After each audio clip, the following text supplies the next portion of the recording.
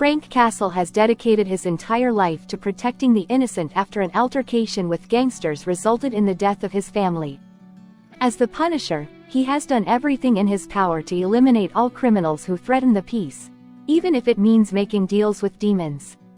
Despite heroes like Daredevil and Spider-Man who refuse to kill, Frank has managed to stop various criminals solely because they are afraid of crossing his path. But what would happen if Frank Castle disappeared? Following the events of the Punisher series in 2023, Frank has left his path of revenge to dedicate himself to protecting the innocent in a more peaceful way. As expected, criminals have taken advantage of the Punisher's absence to commit crimes more ruthlessly than ever. New York needs a new Punisher, and this is where Joe Garrison enters, a former S.H.I.E.L.D. agent who has reluctantly taken up the mantle of the Punisher to protect the innocent and take revenge on those who dared to harm his family. In this video we will talk about Joe Garrison and how he became the new Punisher of the Marvel Universe. Before starting, we must recapitulate the events of the previous volume of the Punisher to find out what happened to Frank Castle. During this run, Frank became the leader of the Hand, an extremely dangerous criminal group made up of ninjas and assassins. The members of the Hand worship a demon known as the Beast, which took over Daredevil's body for a time and forced him to destroy his enemies. In this run we saw how the Beast took over Frank's body, which gave him access to superhuman powers that he used to revive Maria, his wife who was murdered several years ago. At the end of the series, Frank gained the ability to sense sin in the hearts of men, allowing the Hand to become a ruthless force that punished evildoers before they even committed their crimes. However, Frank finally reached his limit when he was asked to murder a child indoctrinated by hate. He gave up his war and tried to flee with Maria. Maria, for her part, shot and subdued her husband after witnessing every act of murder Frank committed in the name of his family. With the help of Black Widow and the Avengers, Maria dismantled Frank's clandestine network of safe houses and liquidated his assets. Before the Avengers could bring Frank to justice, he escaped and fled to the dimension known as Weirdworld. The last time we see Frank Castle in the final issue, he is leading a group of children displaced by war across a battlefield to safety. His days of punishing criminals were over. Joe is a trained S.H.I.E.L.D. agent, skilled in handling firearms and experienced in both armed and unarmed combat. Thanks to his reputation for taking down targets that other agents couldn't, he earned the nickname, the Gravedigger. It uses S.H.I.E.L.D. weaponry, including 2 electrified anti-personnel batons, or stunchucks. His suit is insulated and therefore protects him from electrical shock. All of their firearms are loaded with Reaper bullets, which include a tracking sensor. It quickly becomes clear that Joe has a talent for weapons and battlefield tactics that rivals that of Frank Castle himself. After a while, he left the agency and fell in love with a woman named Stephanie. The two would marry and have 2 children, a son named Danny and a daughter named Laura. Tragically, Joe's peaceful life came to an end at the hands of Sergei Fedorov, an agent known as the Sokovian, who planted numerous explosives inside the Garrison home. In many ways, Joe is a soldier in the same vein as Frank. He is a man of war who returned home in an attempt to establish a new, quieter life with his family. Also like Frank, Joe witnesses the brutal murder of his family before his eyes. In this case, Joe returns home just as a gas explosion claims the lives of his wife and children. Forensic evidence points to sabotage and police believe Joe himself may have murdered his family. But Joe knows that it was the work of an arms dealer known as Sokovian or the Sokovian. When Joe returned home with groceries one day, several explosives detonated inside their home, killing Stephanie, Danny, and Laura. The first issue follows Joe as he chases the Sokovian through the city, leaving a trail of dead bodies in his wake.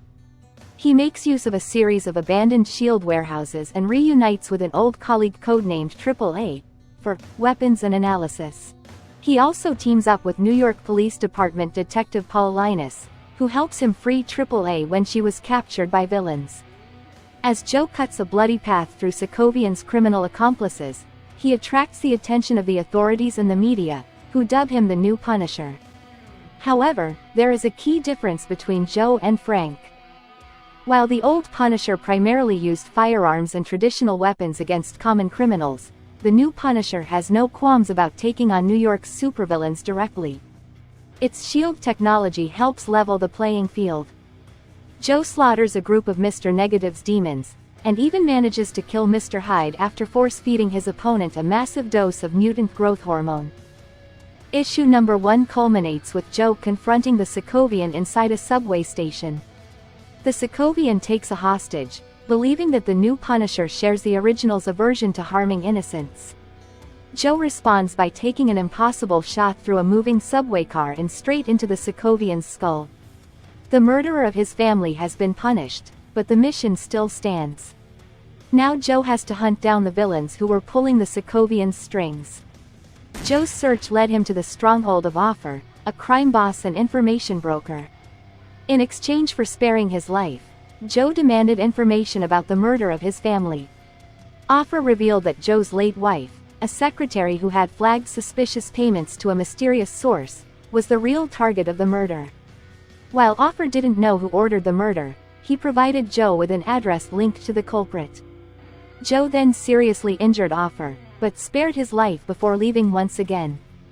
During his search, he encountered the supervillain Fearmaster, whose twisted experiments were being funded by Jigsaw, the same organization responsible for the Garrison murders. Fearmaster exposed him to his hallucinogenic toxins to scare him, but Joe defeated Fearmaster in a bloody battle and broke his neck, but not before he killed one of the 2 detectives following him. In the midst of the fight, Jigsaw's agents kidnapped AAA and threatened his life if Joe interfered with their plans to attack an upcoming peace summit between Symkarian and Bagalian at Mosaic Tower. The other detective, Paul Linus, attempted to arrest Joe for the murder of his family, but Joe revealed Fearmaster's experiments and the planned attack on the summit, making them allies. Jigsaw's agents led by the villain himself reached the summit and released Fearmaster's toxins. Everyone at the summit succumbed to the toxins, unleashing a violent rage in each of them, although Joe had developed a tolerance to the toxins and remained stable. To incapacitate the summit attendees without killing them, Joe used stun guns. His speed proved difficult to combat, but he eventually electrocuted them all to the point of unconsciousness, only to be caught by Jigsaw's forces. Fortunately, he had sent his ally, Detective Paul Linus, to free AAA, and she hacked into Jigsaw's communication to send a penetrating signal through his headset, allowing Joe to go after their leader, Jigsaw. Confronting the villain in armed combat, Joe was shot, but soon accepted the name given to him by the media and tackled Jigsaw through a window.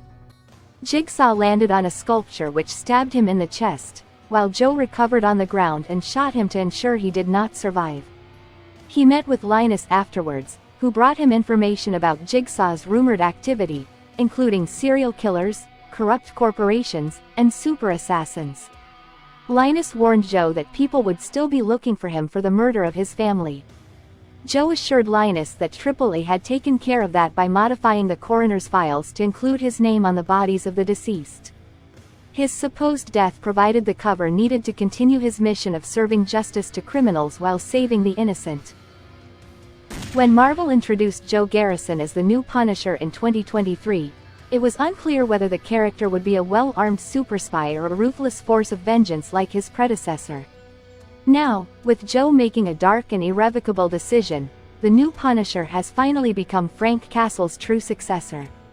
The first issues of 2023's The Punisher feature Garrison as a gadget-wielding super spy on a specific mission, a far cry from Frank Castle's makeshift arsenal and his never-ending war. However, by the end of issue number 4, Garrison has finally put aside his gadgets and shows that he has accepted his role as Punisher through the cold manner in which he executes Jigsaw. The reliance on gadgets at the beginning only serves to highlight how markedly different the tone becomes when Garrison abandons the superhero role and truly becomes Frank's successor, a new Punisher who understands that the ends justify the means.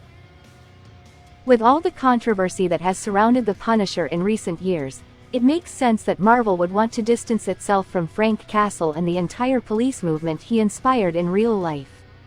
While fans of the antihero worried that Garrison's run would focus more on super espionage missions and non-lethal devices, Punisher number 4 confirms that Garrison is cut from the same cloth that defined Frank Castle, giving the mantle of Punisher a true successor. For now, that has been all for this occasion. If you have already read the new Punisher comics, tell us what you thought of Joe Garrison's new stage as the Punisher and if you want to see him in future stories.